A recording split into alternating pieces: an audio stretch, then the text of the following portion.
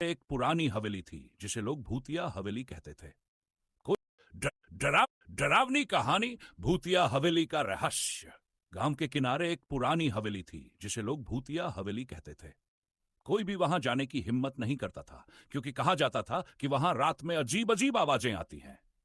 एक दिन तीन दोस्त, राहुल, अजय और मोहन, ने उस हवेली के रहस्य का पता लगाने का फैसला किया।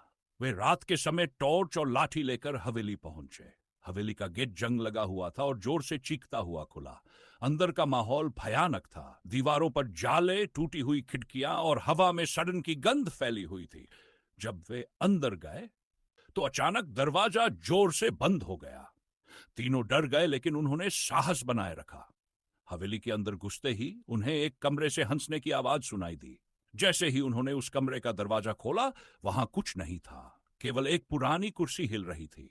अजय ने कहा, यहां जरूर कुछ गड़बड़ है, चलो वापस चलते हैं। लेकिन राहुल ने कहा, हम आए हैं तो पूरा पता लगा कर ही जाएंगे। वे आगे बढ़े और सीढ़ियों से ऊपर जाने लगे। तभी एक सफेद साया उनके सामने आ गया। उसकी आंखें लाल थी और उसके हाथ हवा में लहराते हुए उनकी तरफ बढ़ रहे थे। तीनों चिल्लाए और भागने लगे।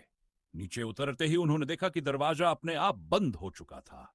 मोहन ने टॉर्च की रोशनी से देखा कि पुरानी तस्वीर दीवार पर टंगी थी। तस्वीर में एक परिवार था, लेकिन उनके चेहरे धुंधले और डरावने थे।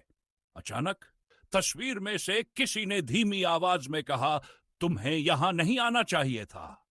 अब तीनों के होश उड़ चुके थे। दरवाजा जोर जोर से पीटने पर अपने आप खुल गया और तीनों दौड़कर बाहर निकल गए।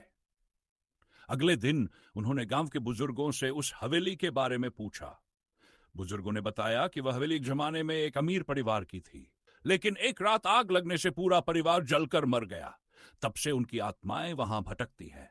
उस दिन के बाद राहुल, अजय और मोहन ने कसम खाई कि कभी भी उस हवेली के पास नहीं जाएंगे। हवेली का रहस्य अब भी अनसुलझा है। अंत।